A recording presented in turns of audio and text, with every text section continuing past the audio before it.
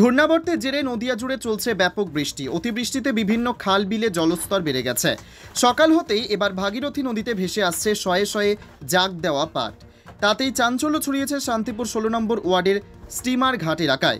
সকাল হতেই ভাগীরথী নদী দিয়ে একের পর এক জাগ দেওয়া পাটের বোঝা ভেসে যাচ্ছে দেখে এলাকাবাসীরা তৎপরতার সাথে সেই পাটের জাগগুলিকে নিজেরাই উদ্ধার করার কাজ শুরু করে। তবে এই বৃষ্টিতে এইভাবে পাট ভেসে যাওয়ায় ক্ষতির মুখে পড়তে হলেও কোনো চাষিদের তা জানা যাচ্ছে না। কার পাট বা কোথা থেকে ভেসে আসছে এই পাটের বোঝাগুলি তা সকলেরই অজানা। তবে যারা পাটগুলিকে উদ্ধার করছেন তারা জানাচ্ছেন একদমই কাঁচা পাট, ওপরে শুধুমাত্র কচুরি পানা দেওয়া মাটি বা অন্য কিছু দেওয়া নেই। বর্তমানে তারা এই পাটগুলি উদ্ধার করে জাগ দেবেন। যদি এই পাটগুলির জন্য চাষিরা আসেন এবং পর্যাপ্ত প্রমাণ দেন এবং রোজের টাকা দেন, তাহলে এই পাটগুলি সেই চাষিদের ফিরিয়ে দেওয়া হবে। কারণ তারা শ্রমজীবী মানুষ হয়ে জানেন একজন কৃষকের ফসল উৎপাদন করতে কত কষ্ট।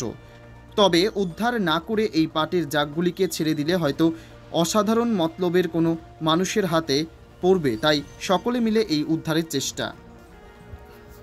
এরকম কি আগে কোনো গঙ্গায় দেখেছেন? বহুত দিন আগে গেছি। কতগুলো আজ ভেসে এসছে বলে মনে হচ্ছে? তাও তো 200-100 হবে। প্রচুর লোক ধরছে তো। প্রচুর লোক। কী করবেন এখন এই পাটগুলো? রেখে দেবো, জাগ দিয়ে জাগ হোক, তারপর চান। কোথা থেকে আসলো বলে মনে হচ্ছে? বলতে হবে না।